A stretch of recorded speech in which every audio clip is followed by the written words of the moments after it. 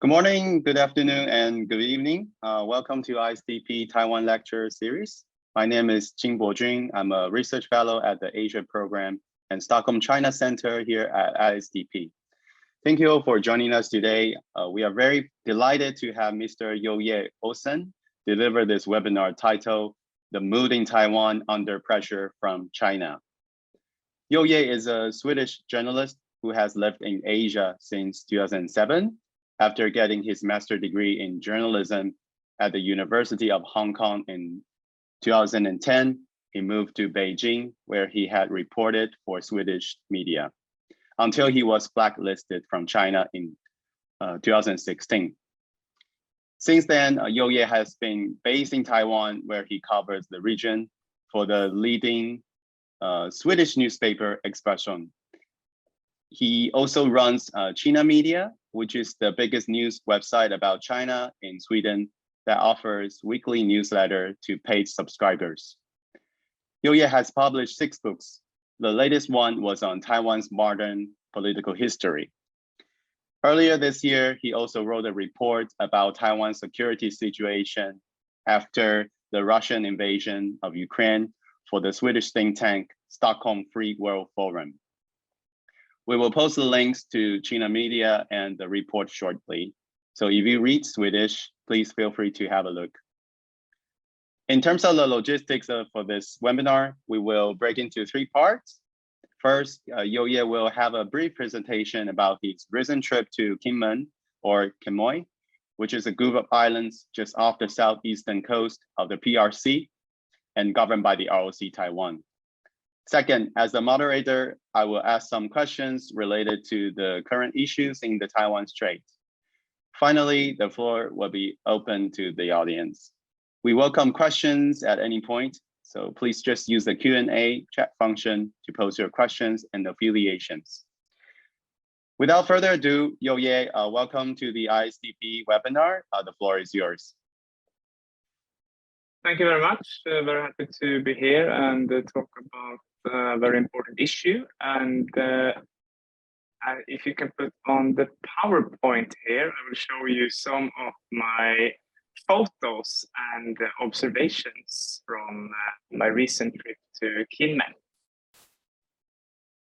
So yeah, Kinmen is the Taiwanese island that is closest to China.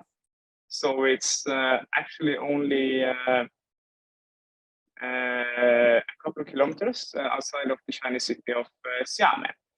And it's 300 kilometers away from Taipei. And I think it's important to have a closer look at the places like Kinmen, because when we discuss the risk of the Chinese military action against Taiwan, we tend to focus on either there's a full-scale invasion or there's nothing at all, right? But there are many steps that the Chinese military could take before launching a full-scale invasion of the Taiwanese main island. So after I visited Kinmen, I can see some obvious parallels between Kinmen and the Ukrainian peninsula of Crimea that Russia annexed in 2014.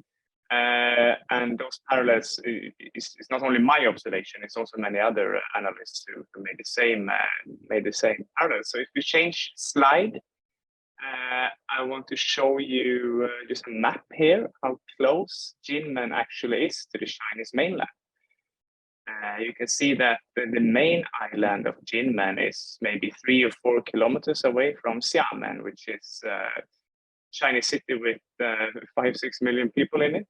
And as I mentioned, it's 300 kilometers away from Taipei, and it's 200 kilometers away from the closest point of the Taiwanese main island. And you see the red pointer that I have on the map here. It's from a small island called Shiyu. And Kinmen is also an island group, so it has several small outlying islands between the main islands and the Xiamen. And if we change slide again, I'll show you a photo that I took of this small island Shiyu when I was visiting Kinmen last month.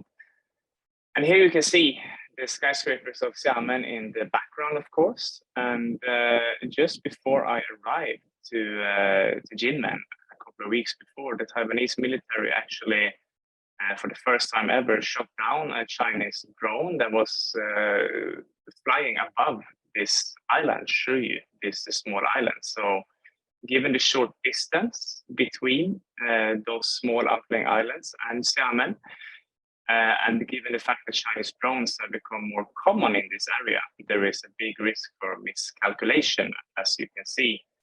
And if you change slide again, I will talk about one of the many citizens, many Taiwanese people, and both tourists and citizens that I talked to when I was visiting Jinmen. And you can see that one of the reasons why you can draw parallels between Jinmen and Crimea is that many citizens of Jinmen, they don't really hold a negative view of China despite this increasing military threat. On the contrary, many citizens, they want closer relations with China, and they just can't wait for the Chinese tourists to come back again after COVID-19, after the zero tolerance eventually, when it will disappear. So this person here, Mr. He, he's a typical vendor in the old street of Jincheng, which is the biggest town in Jinmen. And he is selling knives made out of grenades that China was bombing Taiwan with in the 50s and 60s. And before COVID-19, 8 of 10 of the knives that he sold were sold to Chinese tourists. So he really wants them to come back. But it's not only the money that contributes to his wish of closer relations to China. Like many other locals that I met on Jinmen, he would say that he belongs to the same family as China. And I was actually not aware of this before I visited Jinmen, but Xiamen, they supply water to Jinmen right now through a water pipe, and they're also building a gas pipe to Jinmen. And there's also a bridge being planned between Xiamen and Jinmen. And Mr. He here, like many other locals, he supports this fully. He wants to see a bridge to Xiamen, and he also wants to see this supplying of water and gas from China to this Taiwanese island. So if we change slide again, there is no surprise that Kuomintang, the KMT, the opposition party in Taiwan, is the biggest party on Jinmen. This is traditionally the party in the last couple of decades that want to have closer relations with China. And the KMT, as they're called, they got 75% of the votes on Jinmen in the last presidential election. And DPP, who is the government party, they got 57% nationally, but they only got 22% on Jinmen. So it's a big difference how the people on Jinmen is voting compared to Taiwanese in general. But maybe even more striking is that only 40% of the population in Jinmen were voting at all in the presidential election. And that can be compared to 75% participation rate in the election for whole Taiwan. And the reason for that is likely that many locals in Jinmen that I was talking to, they say that they don't feel Taiwanese. They also don't necessarily feel Chinese. They feel more like Jinmenese. They feel like Jinmen. So they don't really have an interest to take part in Taiwanese politics at all. And if we change the slide again, so this is one of a few Taiwanese tourists that I was talking to when I was on Jinmen. So this is people living on the Taiwanese main island who are visiting Jinmen. So she's from Taichung, and like many other Taiwanese, is Miss Wu is her name. She doesn't really think much about the threats from China's military, but when she's visiting Jinmen, it became kind of an eye-opener that it's actually this close. And you can see that she's looking in those binoculars. And on the other side, in Xiamen, there has been propaganda slogans put up in strategic places. So, for instance, if you use the binocular, you can see big signs or billboards saying "I love China" or "One country, two system."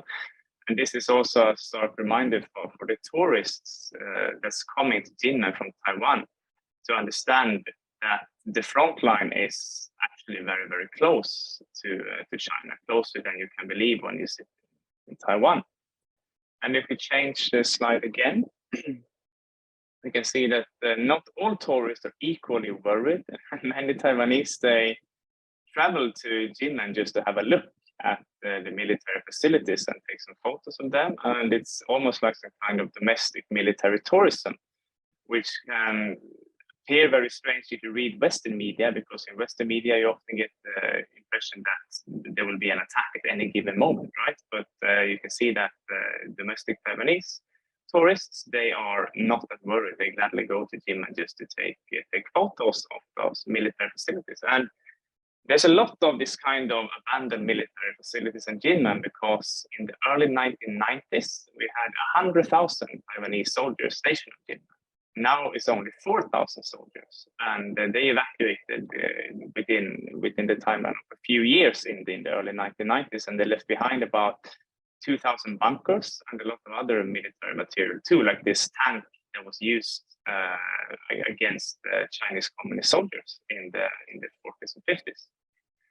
And one problem with this, of course, is that the local economy kind of crashed when Taiwan pulled back 95% of the soldiers in just a few years. You have 130,000 citizens in Jinmen, and there's not a lot of economic opportunities for them apart from tourism. And that also makes the people that they look more to China, they look more to the Chinese mainland for economic opportunities. So that's also a similarity with Crimea. And if we change slide again, here is another local that I was talking to. He's retired, obviously. He's almost 80 years old, and he experienced the development of Jinmen since, well, the days of the Chinese Civil War. And he also say that a lot of young people from Jinmen, they go either to China or Taiwan because of the lack of economic opportunities. And that also leaves Jinmen with an older population, which also makes it more likely to vote for Kuomintang, which is a party that leans closer to China. Because if you look at the demographics of the electorate, the young people are more likely to vote for the government party, whereas the older generation is more likely to vote for KMT. But like many other locals, Mr. Lee here, he would blame the current tensions not on China, but on the Taiwanese government and also on US, because he said that US, they just want to sell weapons to Taiwan. So he's repeating a lot of Chinese talking points, and it really shows how efficient the Chinese propaganda has been on Jinmen when it's also combined with heavy economic influence. And I assume that a lot of people on Jinmen, they consume their news through maybe WeChat and Chinese radio or TV. There was several occasions when I walked close to the water and my cell phone would disconnect from the Taiwanese carrier and actually connect to the Chinese carrier because it's so close to China. And if we change slide again, we see some of the bullet holes in the houses next to where Mr. Lee lives, and those are actually bullet holes from fighting in the late 1940s when the Chinese tried to invade the island. And this shows, of course, the violent history of the island of Jinmen, but it also shows the lack of investment that many people are complaining at the government in Jinmen. And yeah, Mr. Lee, you can see those bullet holes. It also shows some of the military campaigns that Mr. Lee has experienced himself, right? So in 1949, in October, there was a big fight, an invasion attempt by the Chinese Communist Party, where they actually landed on the beaches of the northwestern part of Jinmen main island. And they were beaten back only after a couple of days. And those bullet holes are traces from fighting that took place in 1949. And Mr. Lee, he also experienced heavy artillery bombardments from China starting in 1958 and going on for a decade or so. And also Mr. Lee and Mr. He and many other locals, they said something that you hear very often among the local population in Jinmen, and that is, if China was to attack Taiwan, it would not attack Jinmen, it would attack the Taiwanese mainland instead, because China already believes that Jinmen belongs to China, and there wouldn't be much resistance if they made a move towards Jinmen, maybe. That's in the calculation. So, yeah, this is just some of the thoughts from the local population that shows the similarity between Jinmen and Crimea, and how it could play the role of Crimea in a possible Chinese attempt to take military action against Taiwan. And if you look at the last slide here, it's just a photo of the sun going down over the beach in Jinmen. And it must be considered a risk that China would make a move towards Jinmen or do something else before they choose to launch a full-scale invasion. There's other islands like Matsu and Penghu that they could also make a move against, and there could also be a blockade against Taiwan. There could be a customs quarantine against Taiwan, and all of these actions, they would pressure and divide the Chinese population and the Chinese leadership, and they would also be very confusing for many foreign politicians, many foreign actors, how to react if China doesn't launch a full-scale attack against Taiwan. They start instead doing those small moves, like the salami slicing tactic. And that is something we have to think when we're talking about the Chinese threat towards Taiwan, that there are several things that are likely to happen before there's a full-scale invasion against the Taiwanese mainland. So yeah, that was my experiences and my photos from Jinmen. And with that, we could move over to the questions regarding the atmosphere on the Taiwanese mainland.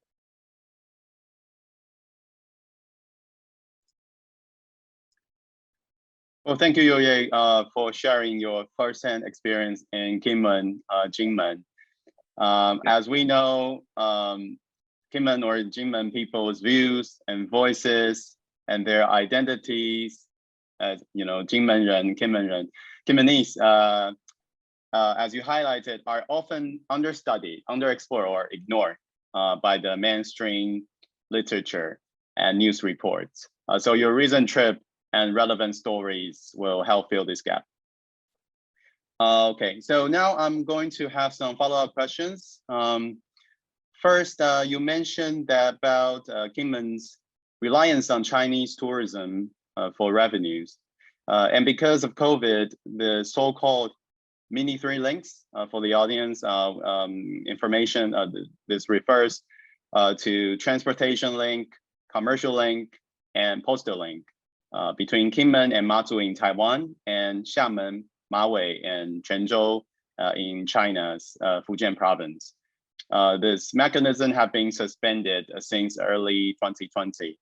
And currently there is an ongoing debate about whether to restart this mini three links mechanism, particularly the ferry links, such as the one between Kinmen and Xiamen.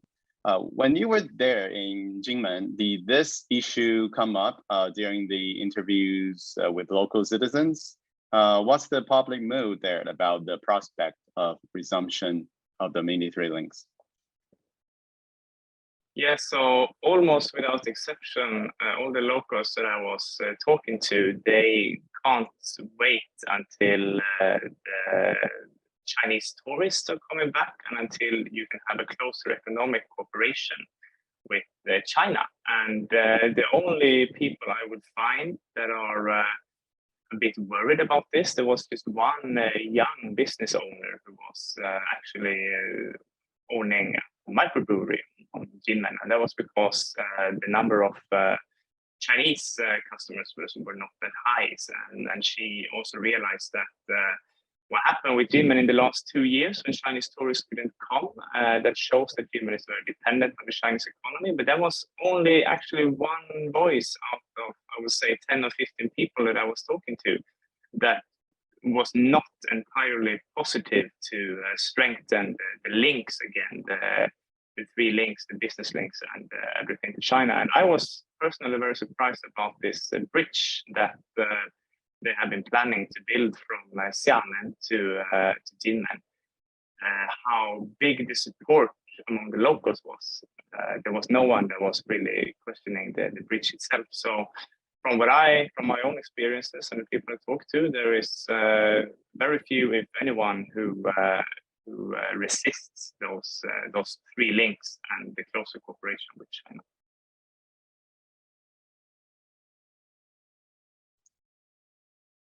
Okay, thank you. Yeah,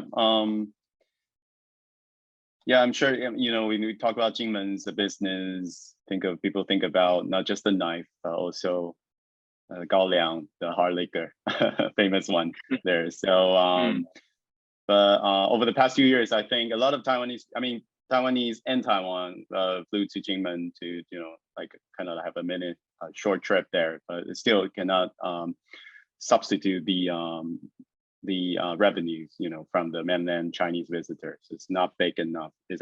Am I understanding this correctly? Yeah, that is completely correct. I heard some numbers saying that there was about 40 boats going between Xiamen and Jinmen every day with tourists before COVID hit. And I don't have a percentage to the spending from Chinese tourists, but as this knife vendor said, about 80% of his customers were Chinese before COVID hit. And I would assume that the figure is similar when it comes to, well, hostels, of course, but also tour companies, restaurants, and so on. So it's very hard to replace the purchase power of the Chinese tourist. Yeah. Okay. All right. That's maybe we shift to public mood in Taiwan Island. It's been exactly 3 months since Speaker Pelosi's visit. Today is November 2nd. Yeah, she visited Taiwan on August 2nd. Since Pelosi's visit in early August, China has conducted large-scale military exercises in the waters around Taiwan, including firing ballistic missiles and deploying fighter jets. Most importantly, numerous warships and fighter aircraft have crossed the Taiwan Straits median line. We know that, of course, in recent years before Pelosi's visit, PRC has already made several incursions into ROC's air defense zone. Now, with the multiple crossings of the median line, the Chinese Air Force will probably continue to respect the median line from time to time. It seems that it has become a new normal. How's that perceived in Taiwan? Yeah, it's definitely a new normal, and it's no question that the pressure has increased. And then if you want to look at how that has affected Taiwan, how it's perceived in Taiwan, I think it's important to distinguish between the different groups who is affected in what way. So from my observations, I think 3 different groups. You have the population at large, you have the civil society, and then you also have, of course, the government, the politician, the official Taiwan, including the government and the military. And if we start with the local population, the Taiwanese citizens in general, it's very strikingly how unaffected people seem to be about this increasing threat. It's not something that you talk a lot about, and even during those Chinese military exercises that you just mentioned, people did not look for protection or stocking up food or necessities. Instead, many Taiwanese actually just went out to the coast and tried to get a glance of the military exercises and maybe take some photos of them. And of course, one of the reasons is that many Taiwanese are already used to the Chinese rhetoric and the Chinese threats, and even many people remember the third straight crisis, and they have all experienced this before. So in one way, you can say that the surrounding world is kind of waking up to the everyday threats that the Taiwanese people has already experienced for decades. So they are a bit numb. They are used to this already. But at the same time, especially after the Russian invasion of Ukraine in February this year, there is also understanding among people that are interested in political issues that something similar could actually happen with Taiwan. And you can see this among civil society. Taiwan has a very, very vibrant civil society in many issues. And we can see how new groups have been taking shape, well, this year actually. And they're doing everything from spreading information to educating Taiwanese citizens on how to respond to an actual attack. And you have one of the biggest groups, it's called Kuma Group. It's actually educating people in proper military training, even though the gun laws are very strict in Taiwan, they cannot use live ammunition, but there's also voices who want to change those gun laws so that you can have something similar to what in Sweden we have something called the home guard that is cooperating with the military. So you have those kind of groups. And then you also have groups in the civil society who educate people maybe in first aid medical treatment or survival in terms of how would you find the closest bomb shelter and how would you secure your food supply and so on. So the civil society has really been responding with organizing and focusing on the potential threats from China. And then as a third group, then we have the official Taiwan, the government and the military. And of course, they have also been reacting. One very obvious way is to increase the military budget. So the military budget is on track to be 3% of the GDP within a few years. And just next year, the military budget will be increased with 50%, which is a new record. For many years, it wasn't increased this much. And apart from just increasing the budget itself, focus has also been changed from expensive military hardware to those kind of asymmetric weapons that we can see are being used with great success in Ukraine. So you can see the Taiwanese military buying more equipment like handheld anti-tank weapons, drones, and smart mines, and anti-aircraft guns, and long-distance missiles and robots is also very important in this equation. And Taiwan is not only buying those from the US, they are also increasing their own production, both when it comes to numbers and the range of those missiles and robots. And another reaction from the government, from the military, you can see that Taiwan used to have a conscript army before. It was only 2 decades ago that every Taiwanese male, they were required to do a long military service. It was 2 years, not long ago, that they would have to serve. But this has been phased out, and nowadays Taiwan has a smaller army of contracted soldiers, and the required military education is only 4 months. And from what I have heard from many of my friends, those 4 months are not being used in a very efficient way either. It's basically just learning how to march correctly and have a few theoretical classes. But in the face of this increasing threats, there has been plans to extend this military service. So instead of 4 months, every Taiwanese will have to serve a year, starting from 2023 or 2024.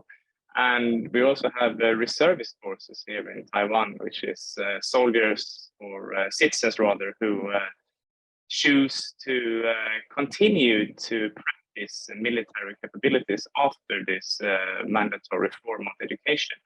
And those reservist forces, they will also be given more resources, more attention, and a bigger role in the Chinese plan to kind of handle Chinese military aggression. So you have a very clear response from the government, and you can also see a fairly clear response from the civil society, but when it comes to the population and the citizens, life is going on more or less like it always used to.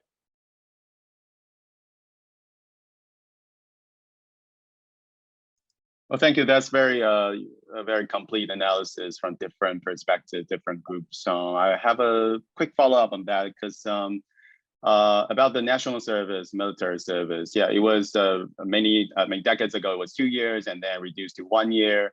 And just recently, it was further reduced to just 4 months, which is very short, in my opinion. But of course, there's a debate that whether Taiwan should have an all voluntary military system or we should have this conscription. But and as you mentioned, the government is planning to bring back the 1 year thing. It hasn't been confirmed yet, right? But because I think they're still working on details, and the announcement of it hasn't come up. But how's that perceived by the public in Taiwan right now about this extension of kind of going back to the 1 year military service? And yeah, what's the public mood there? It's for sure perceived better now than it would have been a year ago. You can see that there has been an increasing will to actually defend Taiwan after the Russian invasion of Ukraine. We have those surveys who ask the population, would you be willing to actually fight if there was a foreign military attack against Taiwan? And you have one of those surveys being done every 6 months. I don't really remember which institute it was because we have quite a few institutes here, but in December, which was 2 months before the Ukrainian invasion, the Russian invasion of Ukraine, there was about 40%, a little bit less than 40%, who answered yes on that question. And then 6 months later, which was in May, just a couple of months after the Russian invasion, this percentage increased to 70%. So you can see from those kind of surveys and also from debates on TV and among how people are talking, and the will to participate in those civil society education, civil society courses, that there is a much bigger awareness now among people who are interested. And when they get the question, when they get the call, they are ready to do their share to protect Taiwan more now than was the case 1 year ago. Yeah. Okay. Yeah, but I think also you mentioned about the people you talk to, they kind of questioning the usefulness of that trending, right? So I think if they bringing back the 1 year mandatory service, national service, then the Ministry of National Defense should really come up with a better plan in terms of training, make it more useful for the people doing finishing their service in the military. Yeah, I agree, and I think this is also one of the reasons why it's not implemented already. Why it has to take a year or 2 years. They are discussing how to perform it in an efficient way, and it has to go through all these bureaucratic machineries and so on. So I think there is a bigger plan behind this as well, and that's why it's taking a year or maybe even 2 years to implement the extended training. Exactly. And just on the side, I think it's also related there because Taiwan's local elections coming up. I mean, and of course the presidential elections coming up in 2 years. So yeah, politicians, they will take this into account for sure because we'll have to consider whether that's popular, feasible options for Taiwan. Okay. That's so we got the first question, but and yes, please, any questions from the audience, if you have, you can start posting them, and I will start asking them later after I finish this part of the webinar. Okay, let's link back to, I think we have to talk about the United States. Yeah, so it's no doubt that Taiwan continues to be the most contentious issues in US-China relations. And we do have to discuss President Joe Biden's views on the issue. As you and I, and I'm sure most of our audience know, Biden in his CBS 60 Minutes interview in mid-September once again said that if there was an unprecedented attack on Taiwan from China, US troops would defend the island. This is the fourth time in just over a year that Biden has made a statement that appears to recalibrate US policy towards Taiwan. Do people in Taiwan believe in Biden's words that United States would send troops in response to a Chinese attack? From my experience among the population, they have almost always believed that the US would come to assist them. And that's also one of the reasons why they are not that overly worried, because they have believed for a long time that the US would come and save the day if there was any Chinese attack against Taiwan. And of course, that's what happened also during the third Taiwan Strait crisis, when American carriers were being sent to the areas around the Taiwan Strait, right? But I think in the last couple of years, this hope that US would save Taiwan, it's still existing, and it's also, of course, existing because of Biden's commentaries is doing good for this belief. But at the same time, as China grows stronger, there is also another question appearing, and that is, could the US actually save Taiwan? So that is a new, that's a new thing that has to be taken into account and be taken into this equation.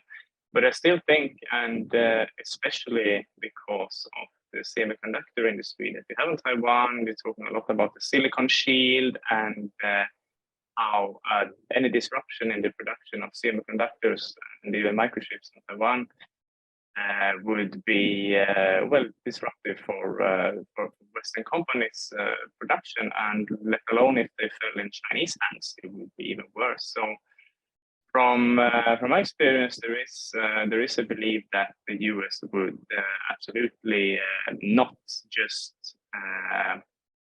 be inactive and do nothing if there was Chinese military action. They would come to help. Then there's another question, of course, to what extent. There is a lot of different ways that you can help in. Will it be boots on the ground, or will there only be other kind of assistance? And that also depends on what is the actual action from the Chinese side. Of course, the US would not stand idly by if there was an attack on the mainland. But what happens if China makes a move on Jinmen that we just discussed? Or what happens in the event of a blockade? What happens if there's a customs quarantine? There's those kind of details is more closely discussed now than they were before. And that also is tightly linked to the fact that China's military capacity has increased in the last few years. Well, thank you. Since you mentioned the silicon shield, I would just want to follow up on that. The U.S. Washington Biden administration has unveiled a push for the CHIPS Act and as well the Chip for Alliance. I'm just wondering, from your observation on the ground in Taiwan, do people talk about that? What's the implication of that? People here don't really talk a lot about the details when it comes to chips and semiconductors. The local population, they don't follow the chip industry that closely. I mean, they barely discuss the Chinese threats, and let alone they discuss what do the semiconductor mean for the Chinese threat, if there's any change in the policy. But from the government point of view, there is, of course, they talk about this. And of course, the new American restrictions that were imposed just before the Party Congress that is taking aim at not only certain Chinese companies, but at the Chinese chip industry and the artificial intelligence development at large.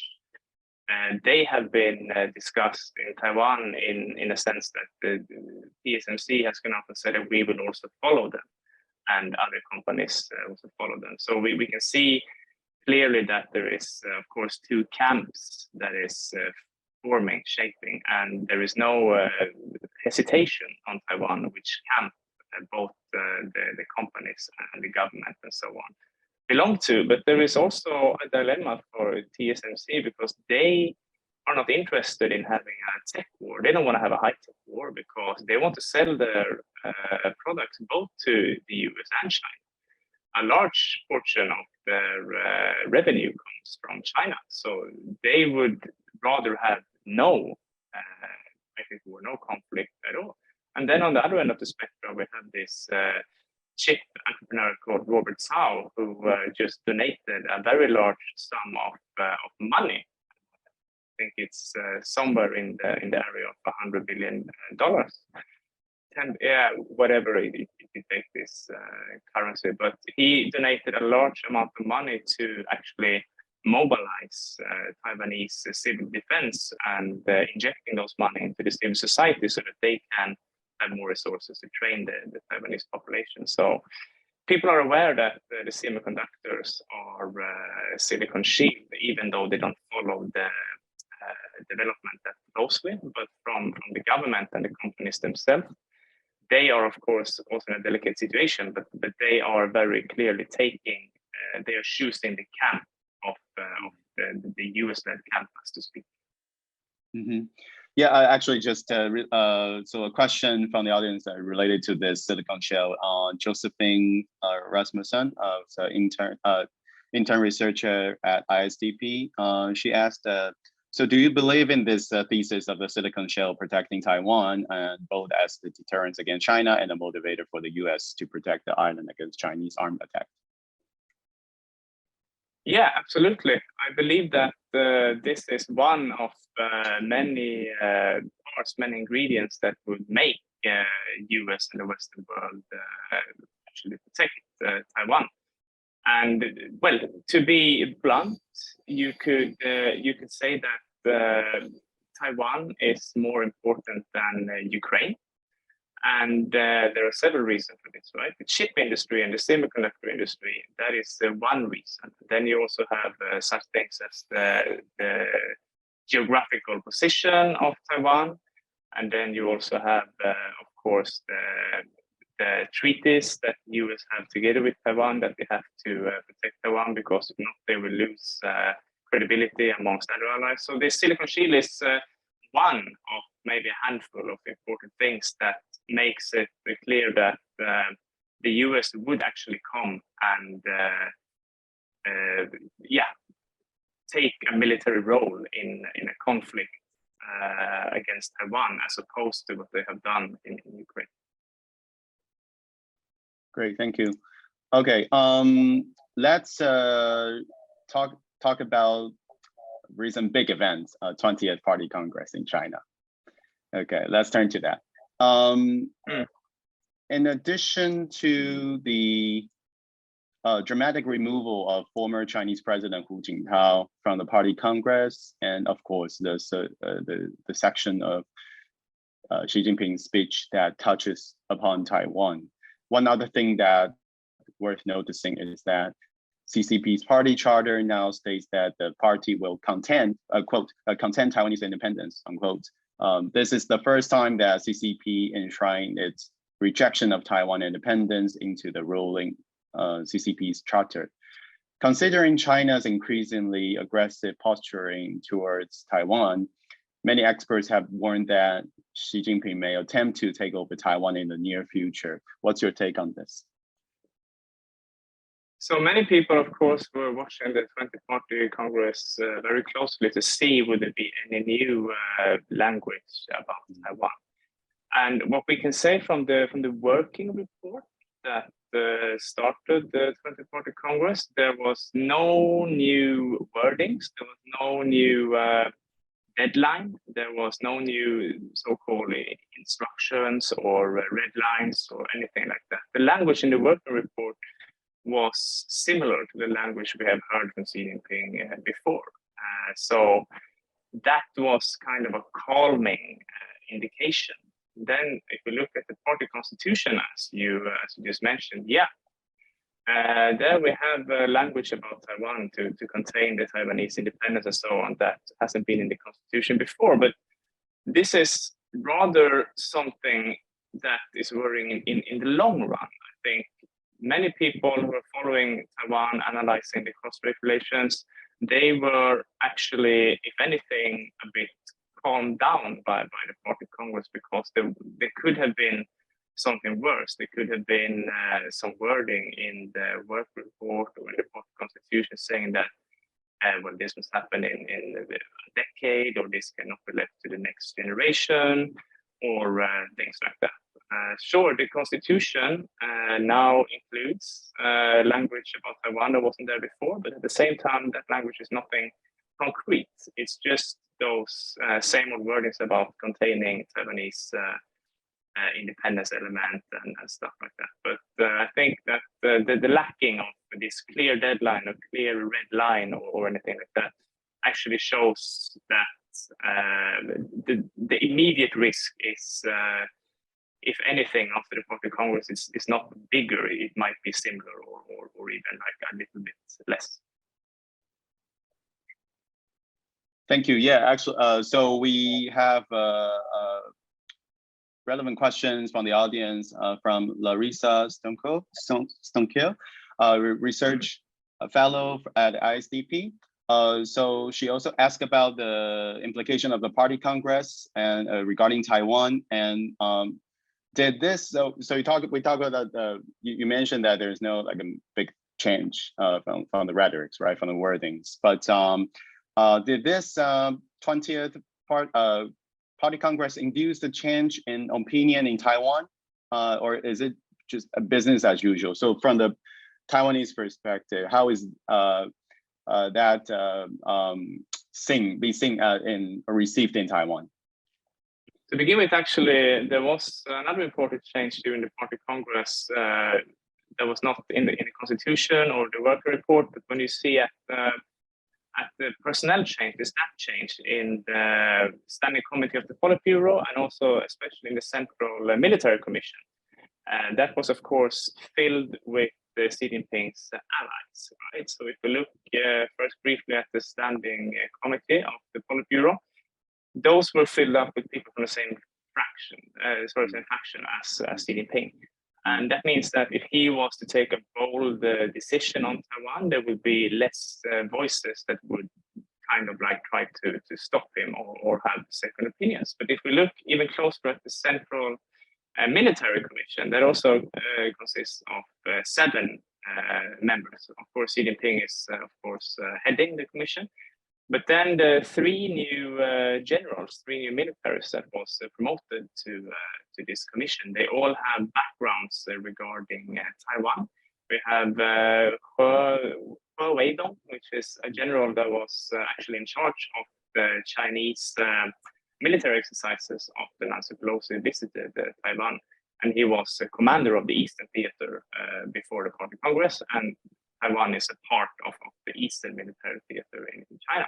And also we have this Zhang Youxia, which is a 72-year-old general who should have been retired because of the age limit that we have, the unofficial age limit in the Chinese leadership, that if you are 68 or older, you should step down when there's a new party congress. But this general, Zhang Youxia, he's said to be the most loyal ally Xi Jinping has within the military, and he and his protege was also promoted to this Central Military Commission, and that means that the Central Military Commission is the political body that would actually make a military plan if they were to move against Taiwan.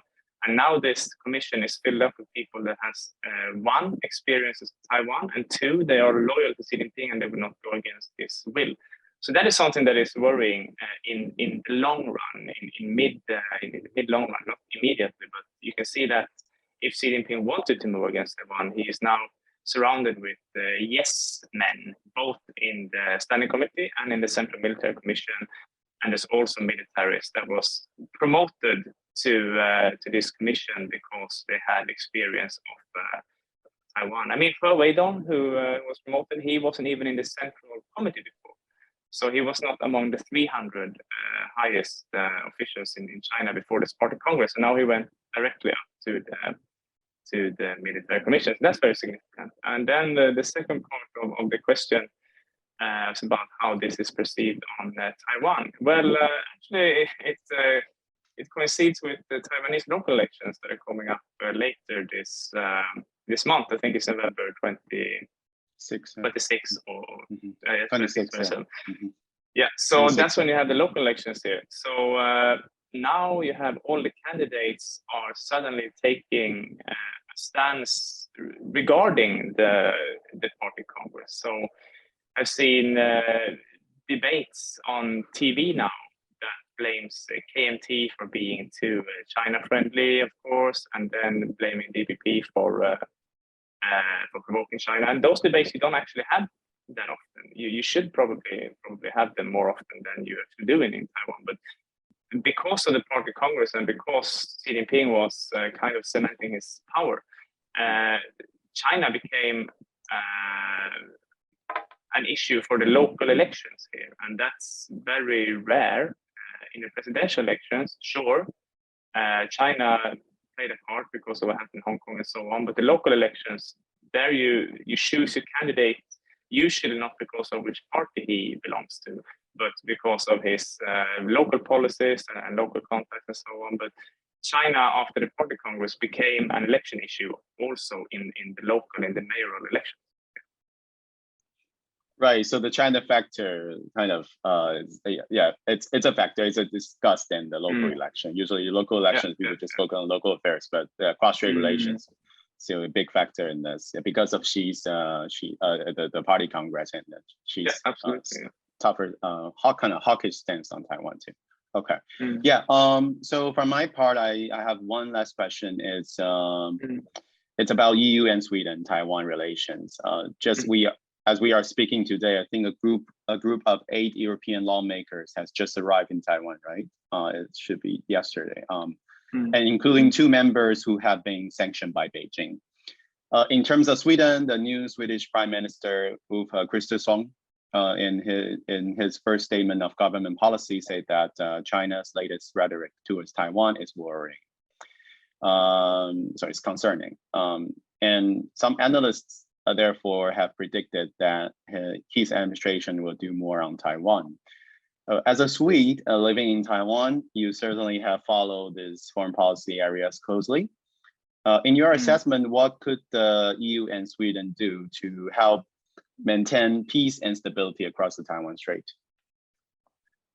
Yeah, so EU and Sweden, quite different answers there. So maybe we can just start with the European Union. And I think the most important thing for European Union and Sweden as well, of course, and all the other member states, but you need to start to discuss the issue of a potential Chinese attack against Taiwan, and not only, as I mentioned before, not only an all-out invasion of the main island, but also when it comes to things such as blockade and action against one of the smaller Taiwanese islands. It must be discussed in the European Council at the very least, which takes care of the European Union's security policy, but also in other European Union institutions. And if Europe should be unprepared, like if there was a blockade in the coming months, and the thing hasn't even been discussed, then Europe and the member states will have to take those decisions in the last minute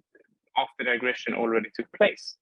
And that is a recipe for bad decision making, right? If you don't even discuss the probability of the Chinese aggression before it happens. And there's a lot of things that you could discuss within the European Union and the member states as well if you want to deter China from attacking Taiwan, because that must be the ultimate aim, right? The aim of discussing is not what you should do, it's also what you should do in the event of a military conflict, but to deter China from attacking Taiwan to begin with and avoid the conflict altogether is even more important, or at least it's even more better if right? So I think that China doesn't really believe that it would be hit by the same sanctions as Russia was. I think to begin with, China was negatively surprised that the West and also democracies in Asia and elsewhere could come together and impose those kind of relatively broad sanctions against Russia. But still, I think that in Beijing, they count on the fact that they have an economy that is 10 times as big as Russia. They are the world's biggest trade nation. And because of this, there would not be the same appetite against the Western nations to impose sanctions on China. You can have counter sanctions that are much more serious as well. What about Germany, for instance? Can we count on Germany? Olaf Scholz is heading to Beijing almost as we speak, right, with a big business delegation. So I think that is also a very skillful card that Beijing plays to try to really make Olaf Scholz in Germany feel like they are special, so they can divide the European Union. But so the best would be if you can make clear beforehand that those sanctions will also happen against China. There would be a deterrence. But as it is today, we barely talk about it. In the European Union, sure, to some extent, but in the national governments, you don't really talk much about that. And there is also different kind of laws and restrictions on weapon export in Sweden and other European countries. And even if you don't export the same kind of military equipment that the US do, you can still export so-called defensive weapons like anti-aircraft guns and anti-robot systems. And there's also systems against electronic warfare or cyber warfare that you could export as well and help Taiwan to prepare. And there are other practical things you could do without getting militarily involved directly. We were talking about the risk of a blockade, for instance. So if there would be a blockade against Taiwan, it would happen very quickly. Most likely China would most likely announce it just minutes before it happens, or not even an hour before it happens, right? And so if a blockade is imposed, the European Union beforehand, they could discuss about maybe prepare an airlift to help supply Taiwan with necessities. And maybe they should even make it public that if Taiwan is blocked, if there's a blockade against Taiwan, we would airlift in the necessities that Taiwan needs. And that could also be done through civilian emergency response channels of the European Union. It doesn't have to be military aspect of this. It doesn't have to be military efforts doing it. Also, of course, at the very least, you could also discuss if there was a conflict about Taiwan. Sure, if Europe doesn't want to get involved directly, there's a lot that you could do to help US and other democracies like Japan, Australia, or whoever is likely to play a more direct part. You could support the military bases and other important infrastructure of US in Europe and in the Middle East, so you can free up more resources for Taiwan, for the area around Taiwan. So that is also something to at least discuss within the European Union. And maybe the most obvious, the most low-hanging fruit is that we must decrease our dependence on China. This is something that is already being discussed, but not a lot is happening in Europe. Of course, one thing is to just secure European ports and energy infrastructure against Chinese cyber attacks, but that doesn't help if you are dependent on China for the import of rare earth metals or drones or other high-tech components, because just as Russia used the gas as leverage against Europe, China would use the trade and the rare earth metals and the high-tech components as leverage against Europe. So we have to decrease the dependence on China for strategic important goods, because that will inevitably be used against Europe. And well, as a last part of that question, then if we talk about Sweden, there's a lot to say about how Sweden has been acting with regards to Taiwan in the past 2 years, and it's not really positive because Sweden didn't have a representatives, well, it's not called ambassadors, but representatives. So there was no residential representative from Sweden here for 2 years. because for some reason it was decided 2 years ago that the Swedish representative should live in Stockholm and not in Taipei. So he was sharing his time between Stockholm and Taipei, and all of a sudden the official Sweden lost its presence there because that representative, he spent more time in Stockholm, and when he was in Taipei, he had to quarantine to begin with, and then he also was not as active as before, as his predecessor. And this representative actually left his post in May, so there hasn't been a Swedish representative in Taiwan since May, and the office is still empty. And Sweden is the only European Union country who decreased its presence on Taiwan since the pandemic started. If anything, the other countries have increased their presence. A lot of diplomats, they extended their postings, or they have been traveling less back and forth because of the quarantine. And you even have Lithuania, they open a new representative office here despite the pandemic, right? And the Swedish Foreign Ministry, they used the pandemic as kind of, well, I would say an excuse rather than a reason. They used it as an excuse to decrease the Swedish representation here. But all the other countries had to adhere to the same rules and restrictions during the pandemic, and they had the same level of representation, or they even increased the representation here. So there's something that isn't entirely correct in Sweden's approach to Taiwan. You can discuss why that is happening. Analysts that I have been interviewing and that I also quoted in my report, they believe that there could be an element of not wanting to upset China, because you have about 60,000 Swedish jobs that are dependent on Chinese companies, and many of those jobs are blue-collar jobs. Like the biggest private employer in Sweden is Volvo, which is a Chinese company, and the blue-collar workers are also traditionally the voting base of the Social Democrats, which led the government until a couple of years ago. During those couple of years in the pandemic, and then until a couple of weeks ago, we got a new government, as you mentioned, with Kristersson, and he mentioned his in his first speech to the parliament, he mentioned Taiwan and his concern about China's rhetoric. And sure, it remains to see. It's always easier to be tough in opposition than when you are in government, right? But the fact remains that Ulf Kristersson is the one party leader in Sweden who has most knowledge about China.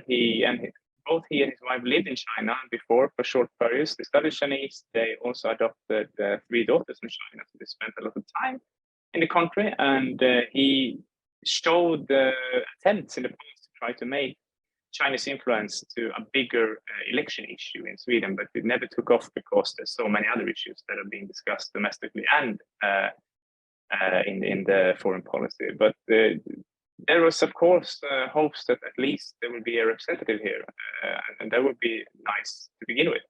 And then we will see down the road what happens. Of course, China is also looking closely at this, and they will probably try to state an example down the line. There was an interview in SvD, Svenska Dagbladet, the Swedish newspaper, that was published actually only yesterday, with the Chinese ambassador to Sweden.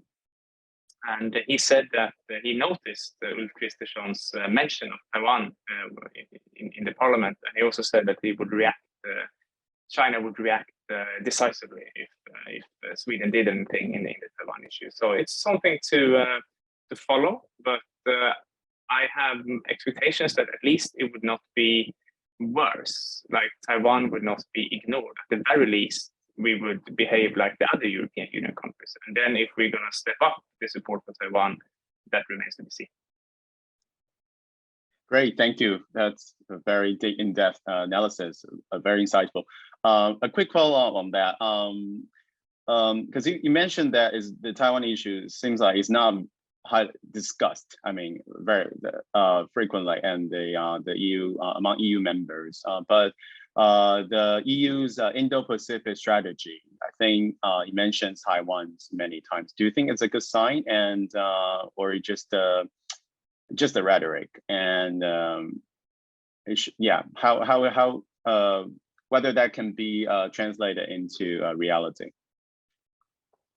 It's a good start for sure. It's something positive, and in the European Union, because of all the member states and the different opinions and the huge bureaucratic mechanisms that surrounds the union, it always takes a lot of time, right? Of course, this Indo-Pacific new strategy is something positive, but I think it has yet to really trickle down to the population or in Europe or to the national governments even. It would be very easy to argue how important Taiwan is for Europe, both when it comes to economy or geopolitical stability, keeping the shipping lanes open and all this, right? But I think that right now in Sweden and many other countries, Russia is the agenda that is taking over almost all the foreign policy discussion, and let alone in Sweden, where you have a NATO membership coming up as well. There is so little room to discuss Taiwan and discuss China. So that is one problem, that Taiwan is very far away, and many both politicians and citizens, they don't really have the time or the energy to understand the complex situation, or why it's important to care about what's happening around Taiwan. And then we have a second reason as well, and that's actually the division that we can see within the European Union. Olaf Scholz, as I just mentioned, is going to go to China tomorrow, and he's leading a business delegation with 12 CEOs from the biggest German companies, right? And that's maybe something that you shouldn't do just after the party congress, because that means that you legitimize Xi Jinping and congratulate him, and there will be a big propaganda event being made out of that in China. And this, of course, other European leaders have also expressed their disappointment with. Olaf Scholz was actually supposed to go together with Macron, but Macron didn't want to go so quickly after the party congress just because of this. But Scholz is going anyway, right? And just before he went, he also greenlighted Chinese takeover of one of the terminals in the Hamburg port. So you have different signals within the European Union, and that also makes it very difficult to kind of materialize the Indo-Pacific strategy. But it's for sure better than nothing, and it's something that you can also use as a framework when you start a discussion within the European Council how you would act if there was Chinese military action against Taiwan. So yeah, it's better than nothing, but it remains to be seen what the concrete actions or policies that will come out from it. Great, thanks. Yeah, we have a question from the audience related to this from Daniel Stonis, a intern researcher here at ISDP. Do you think Sweden is interested in opening representative office in Taiwan like Lithuania did? Sorry, I didn't get the last part. Oh, sorry. Yeah, so if Sweden is interested in opening representative office in Taiwan, like Lithuania did, just like Lithuania. Yeah. So actually, Lithuania, yeah, they opened a new office here, right? And in Sweden, we also had a discussion in the parliament about opening something called the House of Sweden. And that is a concept that we already have in Washington, and that means that you have your representation in one building, but you also have spaces for companies, you have spaces for education, you have spaces for events and cultural events, and all kind of other events to strengthen the bilateral relationship between Sweden and US in the Washington case. So there's also been a discussion to open House of Sweden in Taipei. And after there was a Swedish delegation visiting Taiwan last spring, as a delegation of parliamentarians, and also I think was one European parliamentarian. I think it was 11 politicians in this delegation. When they got back to Sweden anyhow, there was a vote arranged in the Swedish parliament about should we open a House of Sweden in Taiwan? And that would not mean that we recognize Taiwan as a nation. That would not mean that we would have Taiwan in the name of this diplomatic building, as Lithuania suggested. It would only mean that we would put more resources increase the unofficial bilateral relation and not only focusing on economy, also focusing on culture and language and so on and so forth. And all the 7 parties in the parliament voted yes, apart from the Social Democrats who voted no. And there was no explanation for the no vote. But, well, there was still a majority voting yes. And there was never any action taken on this suggestion, this decision rather. But now when we have a new government consisting only of parties who voted yes to the House of Sweden, maybe we can see that this will materialize. For sure, China would react if it did, but it's a bigger possibility that the Swedish official representation will be increased now than it was before the Swedish election. Perfect, thank you. We have, I think, 2 questions related to Kinmen. So going back to the beginning of your presentation. Yeah, sure. So one from Dr. Torbjörn Loden, who's the head of Stockholm China Center here at ISDP. So he asked, how do the attitudes to mainland China that you met with in Kinmen, Jingmen, compare with the views you met among KMT sympathizers or supporters in Taipei and other parts of Taiwan Island? I guess that's the first question. Yeah, maybe I raised another one too, because I think it's linked to the Kinmen identity or views. And okay, another one from Mr. Marcus Hietanen, so intern researcher here too at SDP. Speaking about people in Kinmen, despite the increasing pressure from the PRC, Kinmen want closer relations with China and who are very favorable toward this bridge, for instance, as you mentioned, the bridge between Xiamen and Jingmen. Do you think that these people should be understood as pro-unification? And if so, under what conditions would they, for instance, welcome Communist Party rule? And yeah, these are the 2 questions from the audience related to Jingmen. Yeah.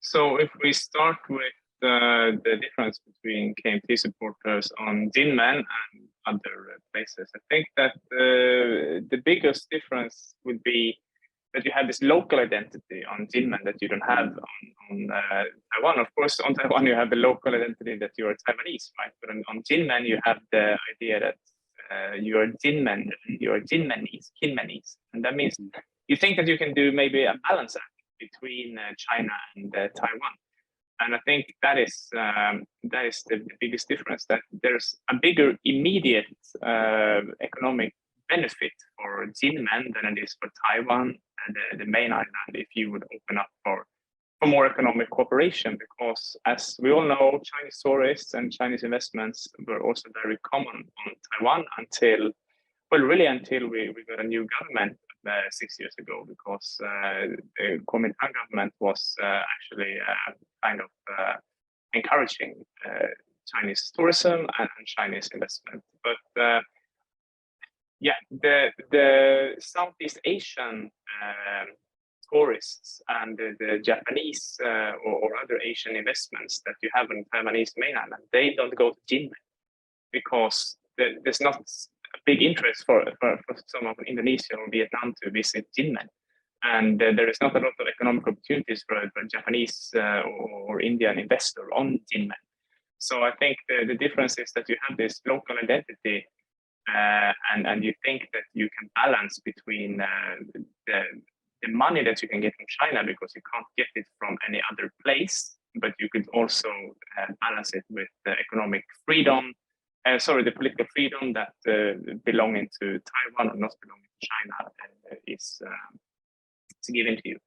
So that was the first part of the question, the local identity, I think. And As for the second part, it was whether those people who have those opinions in Jinmen, if they should be classified as pro unification. Yeah.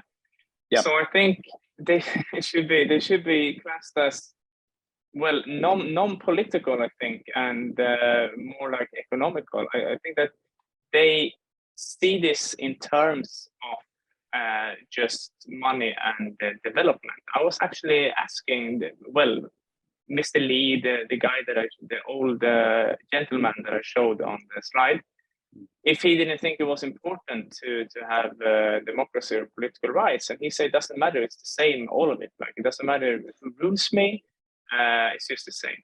And I think the reason for that is because those people actually lived on Jinmen when there was martial law in Jinmen, and it was basically a military base, right? As I mentioned before, there was 100,000 Taiwanese soldiers on Jinmen until the 1990s, and from what I understand, you could not even visit Jinmen as a Taiwanese citizen before 1992 or whatever year.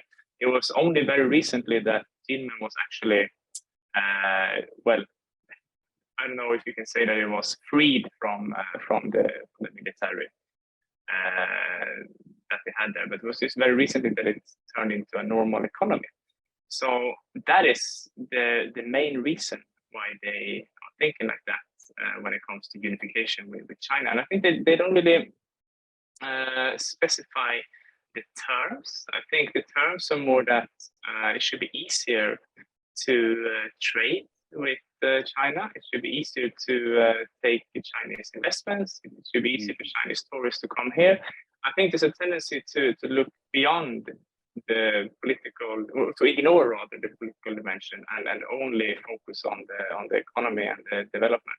And that's because, well, those people in Jinmen, many of them, like this old Mr. Lee, he lived in a democracy for basically only 20 years, and during that time, Jinmen's economy was going downhill because the military was being dragged away from there. So I don't think they have any deep. I don't think they have any deep internal mindset about what it means from a political perspective. I think they are just used of seeing everything through an economic lens. We should also have in mind that this local identity that I just mentioned, the Jinmenese, the Kimmenese identity, is heavily anchored in a tradition of tradesmanship. The population of Jinmen, they were traders. They went out and doing business, investments, and trades all over the region, and they sent back money and built those beautiful houses that you can still see there today. So there is no political tradition on Jinmen. There is more of a tradesmanship, a commercial, mercantilistic tradition, and I think that's being kept alive among the population even today. That follow the money, like wherever the money are. We don't care about politics. Right, that's very interesting. Yeah, I just might add because that's also like one of the signs when it comes to which conditions they would accept the reunification. And I think that one of the signs that they didn't even think about this is the low turnout in the elections that I just mentioned. There's only 40% of the population in Jinmen they actually care to vote at all. So that shows that they're also not interested in politics. Right. The trade kind of tradition that you mentioned in Jinmen, and also I was actually interested in what you're saying about because the Tsai administration has promoted New Southbound policy to attract more tourists from Southeast Asia, but they probably wouldn't consider to visit Jinmen. But interesting fact is that as you pointed out, the trade tradition, Jinmen identity, or the history of Jinmen. There are many Jinmen dissidents or immigrants in Southeast Asia, particularly Brunei. When I was based in Singapore, I found out that fact, and it was quite interesting. There are many Jinmen immigrants in Brunei. So I guess probably a lot of people from Brunei, they go to Taiwan, they go to stop at Jinmen, because this people-to-people connection like going back, to the history, and also the trade routes. Yeah, so it's quite interesting. But because just and like getting from Taiwan to Jinmen, it also you can't go by boat. You have to take a flight. So for many international tourists, I think Jinmen is off the list of options just because it's a very big hassle to go there.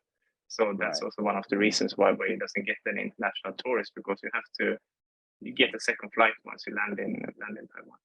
Yeah, the domestic flights could be also quite expensive too, because of the limited supply, and you have local people traveling between Taiwan and Jinmen. So yeah, that's probably the kind of like obstacles for international tourism. And also you have, I mean, the mini 3 links we talk about is with the mechanism has been suspended too, but we'll see if post-COVID world will open up. I doubt it, because China seems like still. I mean, another thing that is also very interesting given Jinmen's location is that well, in the 50s and 60s, when we had 100,000 soldiers in Jinmen, you could actually protect the island, and the island was protected from several Chinese invasion attempts, right? But today, I got signals that the reason why you only have 4,000 soldiers in Jinmen is that that it would be almost impossible to protect today because it's so close to China, and the Chinese military capacity is better today. So in one sense, the front line, it doesn't even start in Jinmen. I think that there is somewhere in the calculations that if there is a Chinese attack against Taiwan, it would not be very strategically smart to try to fend it off in Jinmen, because you would lose all your resources at a place which is in range for any Chinese weapon. Yeah, excellent. So I think we have room for last question from, my apology for the pronunciation. I think it's Bourier Lundgren. Mentions asking in 2015, Xi Jinping met, there's a meeting between Xi Jinping and Ma Ying-jeou in Singapore. And so the Ma Xi meeting or Xi Ma meeting. No, I'll just call it Ma Xi meeting in Singapore. And now such a dialogue appears very remote. Reunification could only be pursued by force. So peace is resting on a fragile status quo. Can it be maintained in spite of Xi's restlessness? And the price for global China will be very high. That's there's audience comments and maybe questions. What's your take on this? Yeah. Yeah, I remember very well the meeting between Ma Ying-jeou and Xi Jinping. At the time, Ma Ying-jeou was a bit of a lame duck because of the sunflower movement that we had in Taiwan, and he had to cancel this huge free trade agreement that he tried to impose in secret with China, right? But because of this big protests that we had in Taiwan at the time, he had to back down, and then at the last part of his second term, he was basically a lame duck without any respect or any means to do anything, right? So I think that since then it has been, well, he was the last president that the KMT had. And since then, it's 2016, when DPP took over, KMT has been in a process of soul searching. It's difficult for KMT to attract voters by still adhering to the 1992 consensus that China and Taiwan belong to the same country, and also kind of trying to make closer ties to China, because voters, especially after what happened in Hong Kong, they are not responsive to that kind of argument. So from KMT side, it would make sense to change the track and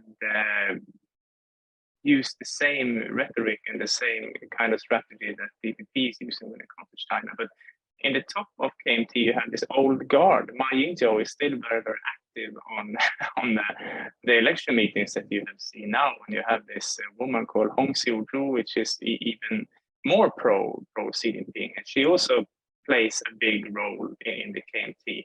And of course, you have Han Kuo-yu, the last president of candidate who is also, well, I don't know if you can call him pro-China, but he's definitely wanted to be closer to China. He was just a loose cannon, right? You didn't know what he would do if he got the power. But you had this old guard that's still very influential in KMT.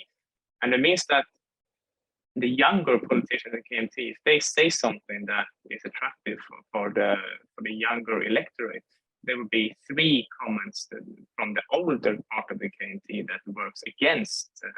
So the voters cannot trust the KMT when it comes to China. But at the same time, the KMT cannot change their opinion when it comes to the relation with China because of the old guard. They still have so much power and there's so much prestige, and this they don't want to regret that. They don't want to admit that the past strategy, the past policy for China was wrong. There is the space I mentioned in this.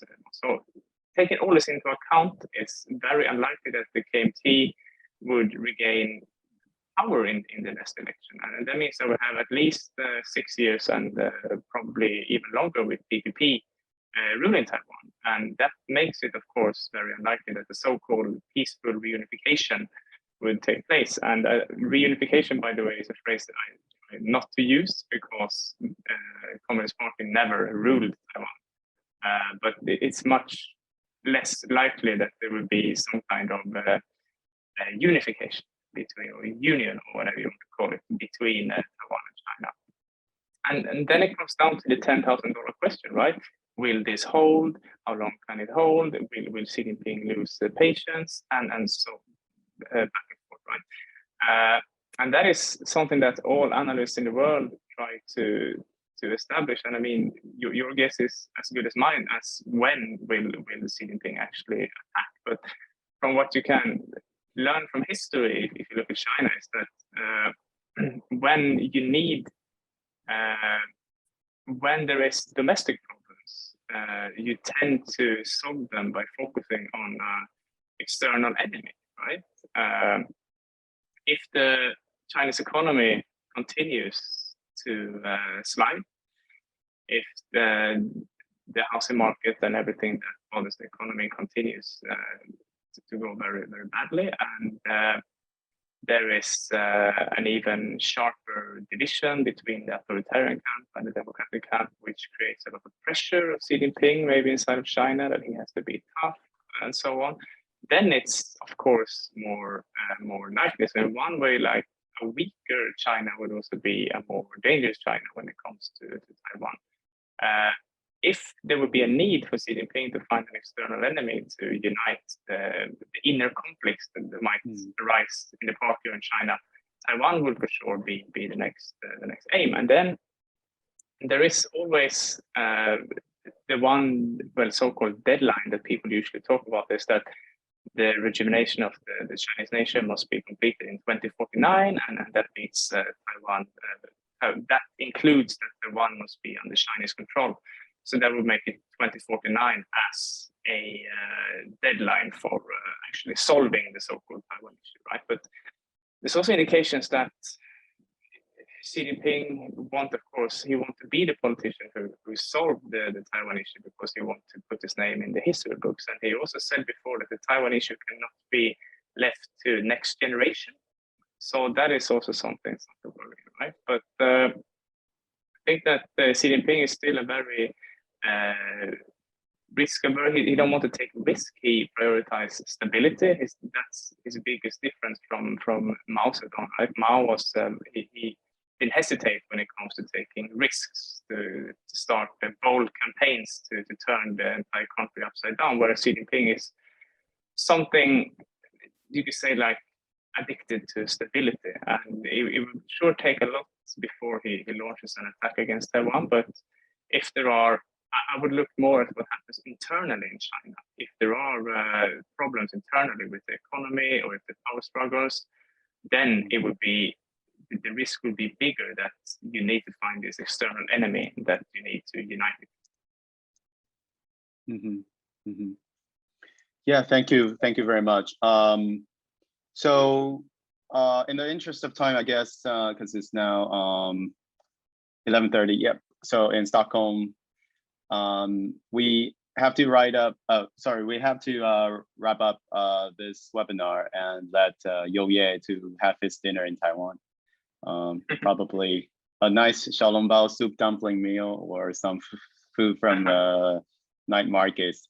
Maybe, there's so many night markets. I know you kind of live nearby one of them, the famous one. Yeah, but it's been a very, very fruitful discussion today, and there are many takeaways from this webinar covering Kinmen's people's perspectives on the cross-strait relations, the development after Nancy Pelosi's visit, President Joe Biden's rhetoric on Taiwan, China's 20th Party Congress, and last but not least, EU and Sweden's relationship with Taiwan. There's a lot of talk to talk about. So, of course, when it comes to Taiwan and cross-strait relations, there's always a lot to unpack.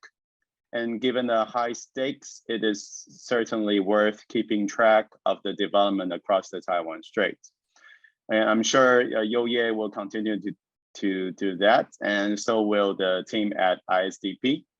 So please follow our website and sign up our newsletters for latest updates if you haven't done so. Thanks to everyone who has tuned in today. I hope everybody has a great Wednesday. And to you, Jojje, have a fantastic Wednesday evening or a little weekend, 小周末, as Taiwanese call it, for Wednesday. Many thanks again, and yeah, all the best. Yeah, thank you. Take care. Thank you. Thank you.